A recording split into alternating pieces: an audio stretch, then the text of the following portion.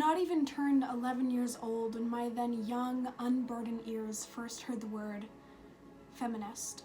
I was with my sister, who is now 30 years old, and we were at dinner. I was telling her about a boy at school who said that I wasn't as smart because I was a girl. I remember going on and on about how much I hated that boy, and all the things I had said to him to prove that I was just as good. "You're a little feminist, aren't you?"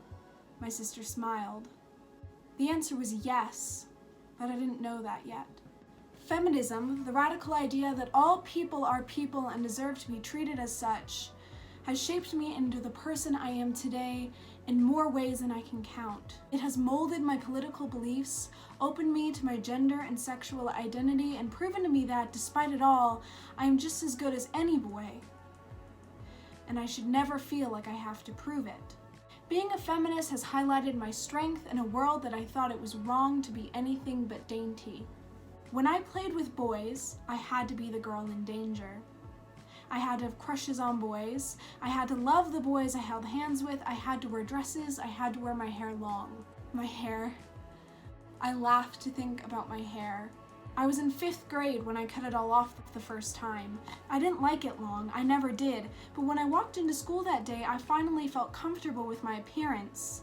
I didn't have to keep pushing it behind my ear or pulling it back in hair ties that encouraged my split ends, and I loved it. The boys, on the other hand, did not. A guy I knew from class told me I looked like a dude, and even though the teacher made him apologize, it hurt.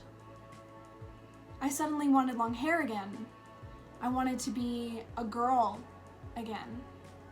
But I was never not a girl. I will never not be a girl, and what I wear and choose to look like will never be able to sway that. This is what I've learned from feminism. When I was at that age, I hardly knew anything about what it meant to be a feminist, but I learned, and I learned quickly.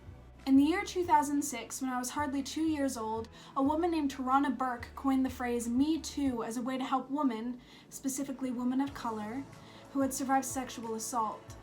It wasn't until October 5th, 2017, when Ashley Judd accused Harvey Weinstein of sexual assault, though, that the phrase stuck. And then it got big, because on October 15th, 2017, the actress Alyssa Milano reignited Me Too with the tweet, quote, "If you've been sexually harassed or assaulted, write Me Too as a reply to this tweet," end quote. And it quickly turned into a movement. That was when I first heard of it. The Me Too movement became a huge part of my political views, deeply affected the way I see sexual assault, and, above all, helped me understand that victim blaming is just as bad as supporting the accused. Victim blaming, a term that means you think it's the victim's fault they were attacked, is something that I began saying a lot when I was in 8th grade. It was my best friends that I first heard the stories from, but the more vocal I got about it, the more girls told me what I dreaded to hear. And I related to them. The first girl who told me, who for the sake of this story we will call Sally, got attacked by administration for months before she finally talked to me. Sally was being harassed by some of the boys in our grade. Our middle school was a uniform school. The girls wore skirts and the boys wore pants, and everyone was miserable because it was an art school and it didn't really make sense that we had to be uniform. But in the middle of my 8th grade year, the skirts that the school had made us purchase for far more than they were worth became a problem. Sally was being catcalled on the stairs, and the boys would look up her skirt as she went up them. Sally was tall and thin, so while she was nearly a foot taller than me, we wore the same size pants. The skirt was particularly short on her. I was furious. I became vocal. And then my friends came forward. A girl the year below me sat in Shakespeare almost in tears because a boy forced her to hug him. When I retold Sally's story, I'll never forget the words out of another one's mouth. Me too. I wrote a letter the very next day, and while I don't have access to this letter anymore, I can safely say that my anger shone through my words.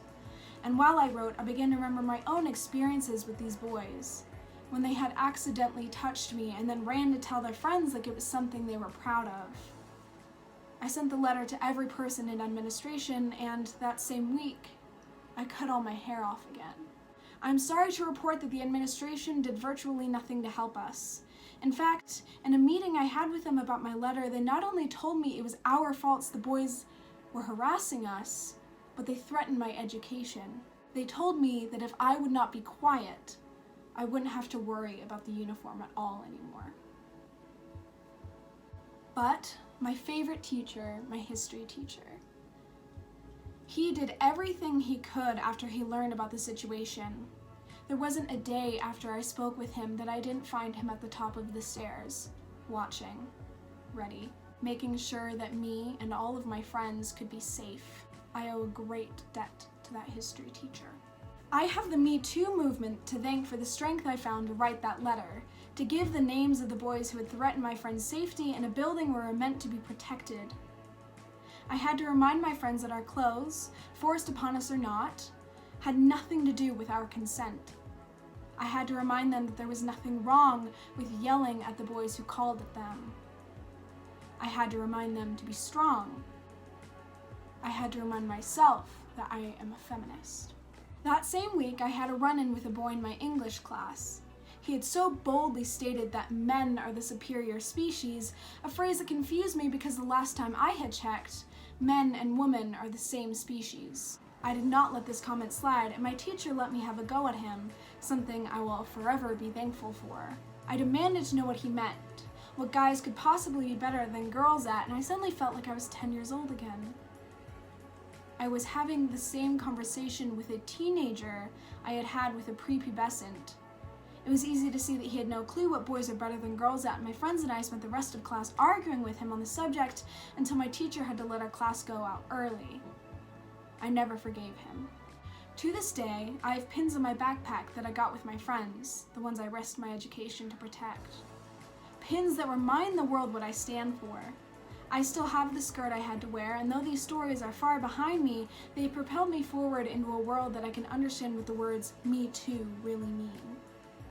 I still have hope that one day I will never have to hear the girl sitting next to me say them again.